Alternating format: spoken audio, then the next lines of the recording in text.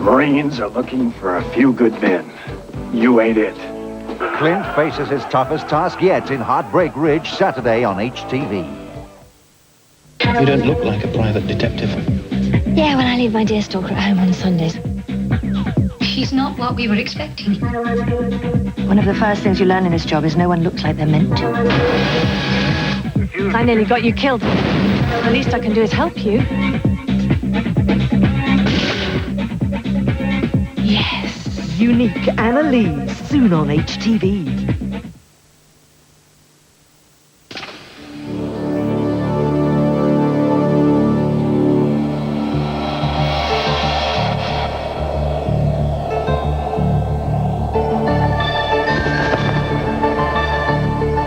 The world revolves at 1,000 miles per hour. It's enough to make you dizzy.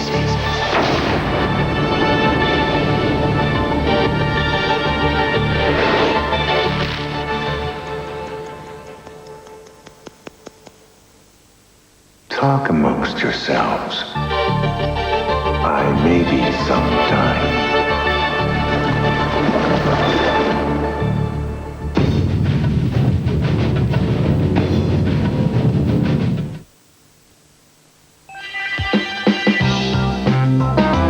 How do you tile round a window? Plaster round a corner? Put an expert at your fingertips with DIY Profile. 2 complete courses to double your DIY potential. There's a step-by-step course of know-how, plus practical skill cards each week to help you on the job. You did a good job there. I had a little help. DIY Profile, bumper part 1 out now, only 30p.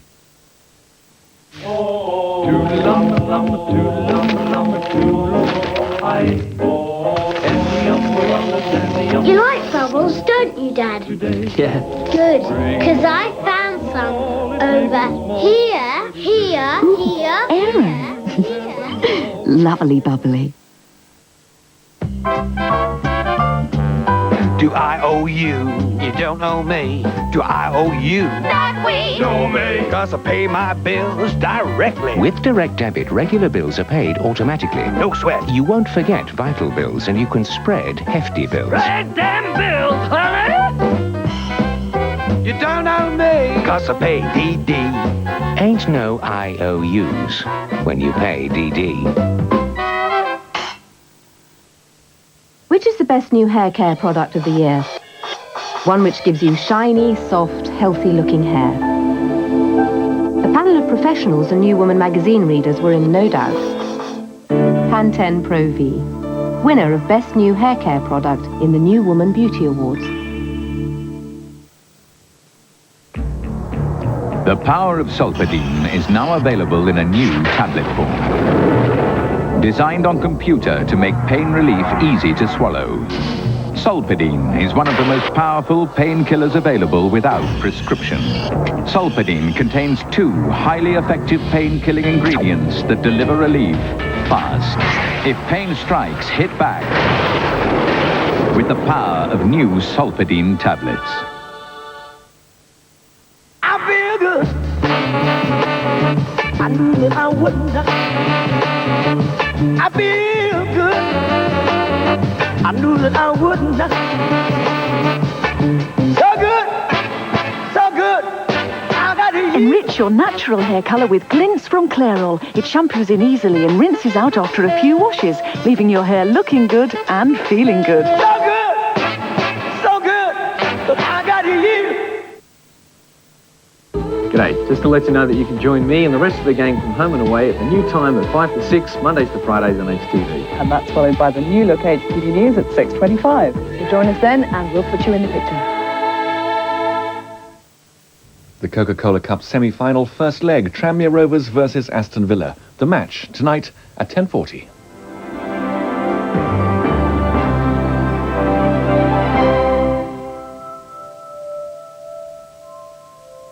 Now we join Trevor MacDonald at the ITN studios in London for the day's national and world news. The time is 10 o'clock.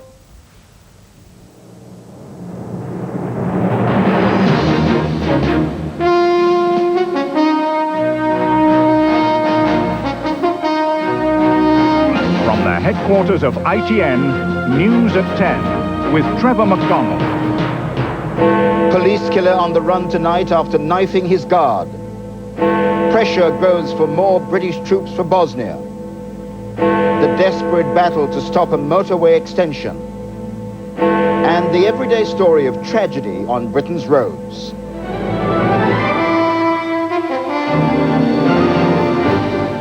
Good evening. A man serving a life sentence for the murder of a policeman was on the run in London tonight.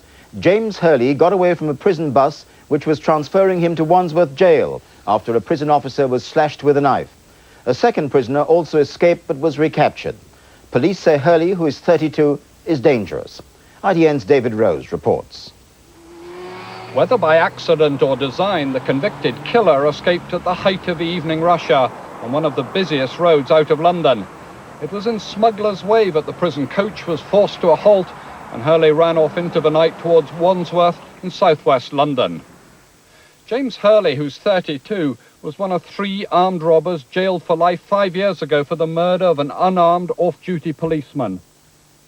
Police Constable Frank Mason had been walking his dog when he saw a raid on a security van outside Barclays Bank in Hemel Hempstead in Hertfordshire. PC Mason was shot in the back at point-blank range as he wrestled with one of the robbers. For his part in the killing, Hurley was sentenced to life. He'd been in Olney Prison in Warwickshire. Hurley, who was described tonight as dangerous by Scotland Yard, was being transferred here to Wandsworth Prison. He was on a bus with 7 other prisoners only a mile away when a prison officer was suddenly slashed on the chin and Hurley escaped. Scotland Yard said he should not be approached. He was last seen wearing a grey T-shirt with a light blue T-shirt underneath, so he could change those around. He's got dark trainers and a dark tracksuit bottom on. He's a white man, about 5'10", of proportionate build with dark hair. But he is extremely dangerous. The stabbed prison officer is in hospital tonight, but his condition isn't serious. The police have been searching local stations and streets around Wandsworth without success, but it's feared that James Hurley may have succeeded in leaving the capital. David Rose, News at 10, South London. Britain has been asked by the United Nations to send more ground troops to Bosnia to help to hold a line between Serbs and Muslims around Sarajevo. The Cabinet will discuss the request tomorrow.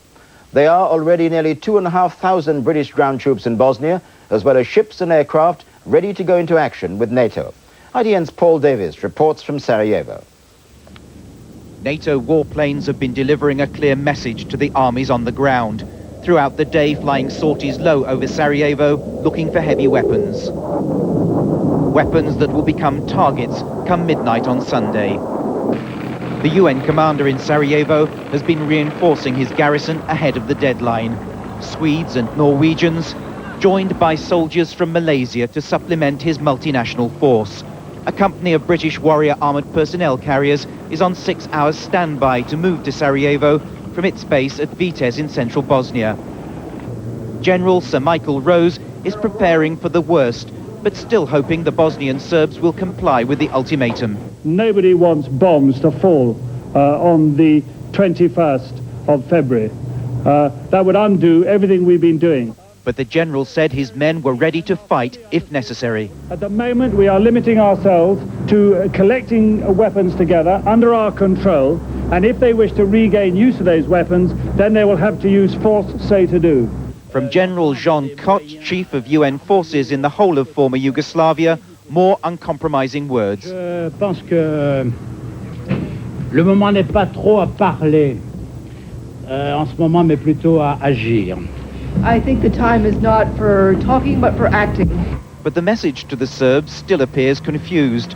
NATO insists all heavy weapons must leave a 20-kilometer exclusion zone around Sarajevo, while the UN say they can stay if they're placed under UN control. Under the UN definition of control, these tanks can remain here inside the Serbian army barracks as long as there are UN monitors here to observe them, even though this base is less than a mile from the center of Sarajevo. While NATO and the UN repeatedly deny any suggestion of disharmony, General Rose today said he would need another 1,500 soldiers in Sarajevo. The UN's problem is going to be persuading countries like Britain to commit even more troops to the dangerous business of peacekeeping. Paul Davis, News at 10, Sarajevo. Bosnia and the possibility of NATO airstrikes against the Serbs was one of the subjects discussed by the Prime Minister in his talks with President Boris Yeltsin in Moscow. Our political editor Michael Brunson flew back from Russia with Mr. Major tonight and joins us now from Heathrow. Michael, will we send more troops to Bosnia? No, I don't think we will, Trevor. I think the answer to any request for more British troops is going to be a firm but polite no. Now, Mr. Major today has had his mind very much on other things. We've spent all day with him in a Russian city called Nizhny Novgorod, and he's been concentrating on that. But officials travelling with him when they were asked about this indicated very strongly that we think we've done our bit so far in providing troops in Bosnia. And of course, it's also the problem that this whole thing seems to be escalating into a full-scale peacekeeping operation rather than just guiding convoys. Michael, did the Prime Minister not annoy Mr. Yeltsin with this talk about the possibility of NATO airstrikes? Well, I don't think it was Mr. Major annoying Mr. Yeltsin. I mean, the fact is that NATO has taken this decision, and Mr. Yeltsin, very frankly, doesn't